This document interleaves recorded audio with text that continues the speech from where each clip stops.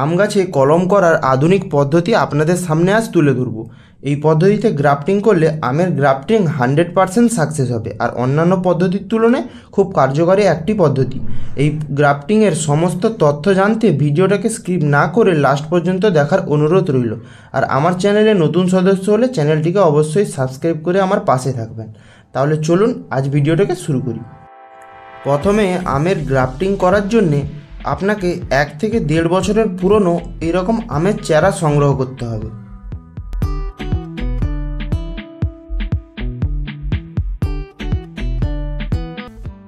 এরপর আমের চারাটির নিচ থেকে 3 থেকে 4 ইঞ্চি রেখে আপনাকে উপরের বাদবাকি অংশকে কেটে বাদ দিতে হবে।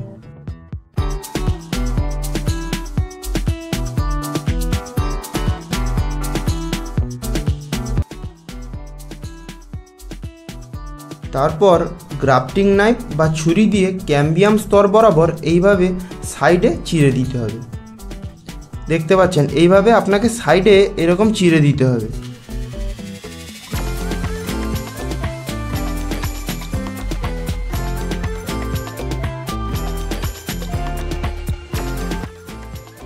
এরপরে আপনাকে গ্রাফটিং করার জন্যে সায়নকে সিলেক্ট করতে হবে।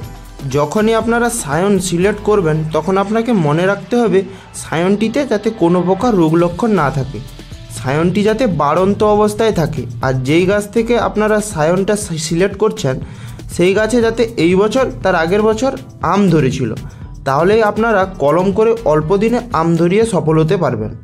আর এরপরে সায়নটির সমস্ত পাতা আপনাকে এইভাবে কেটে দিতে হবে।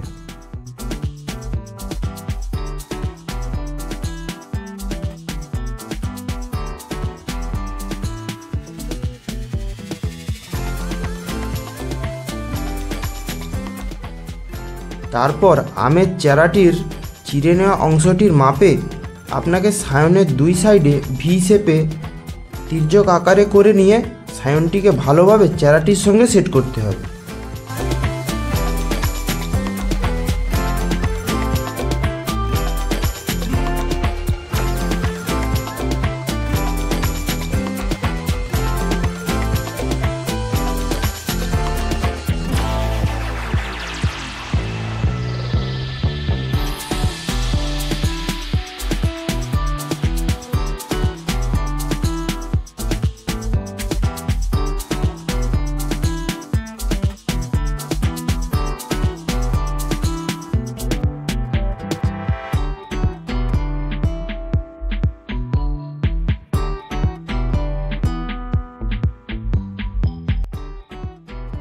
সায়নটিকে ভালোভাবে সেট করার পর আপনাকে গ্রাফটিং টেপ বা বাড়িতেই থাকা এরকম প্লাস্টিক সংগ্রহ করতে হবে, যে প্লাস্টিকটাকে টানলে খুব সহজেই লম্বা হয়ে যায়।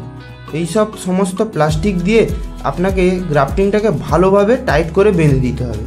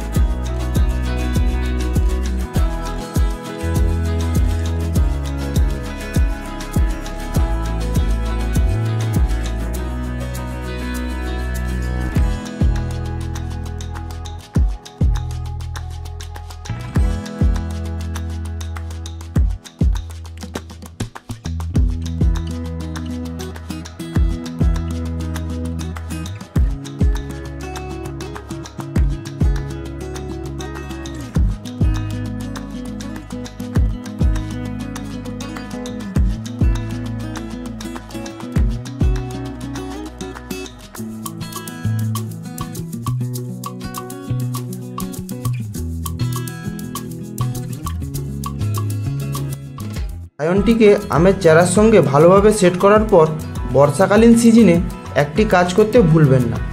গ্রাফটিং করার পর অবশ্যই এরকম প্লাস্টিক দিয়ে গ্রাফটিংটাকে ঢাকা দিবেন, যাতে গ্রাফটিংয়ের ভেতরে জল বা হাওয়া প্রবেশ না করে, আর তাহলেই আপনার গ্রাফটিংটা সাকসেস হওয়ার চান্স বেশি থাকে।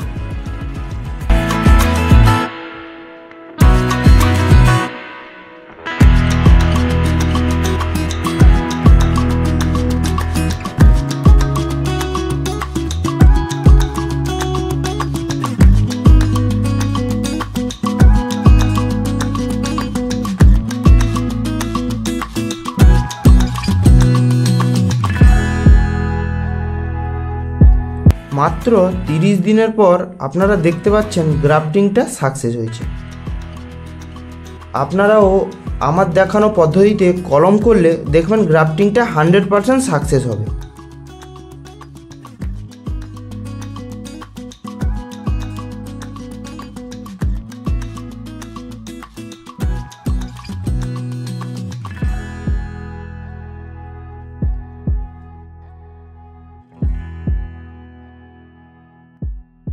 আরও 15 দিনের পর অর্থাৎ 45 দিনের মাথায় দেখতে পাচ্ছেন গ্রাফটিংটার পাতা আরও বড় হয়েছে, আরও নতুন নতুন ব্রাঞ্চ তৈরি হতে শুরু করেছে। আমি গ্রাফটিংটাকে এখন খুলছি না, পাতাগুলি যতদিন না সবুজ হচ্ছে ততদিন গ্রাফটিংটাকে না খোলাই ভালো।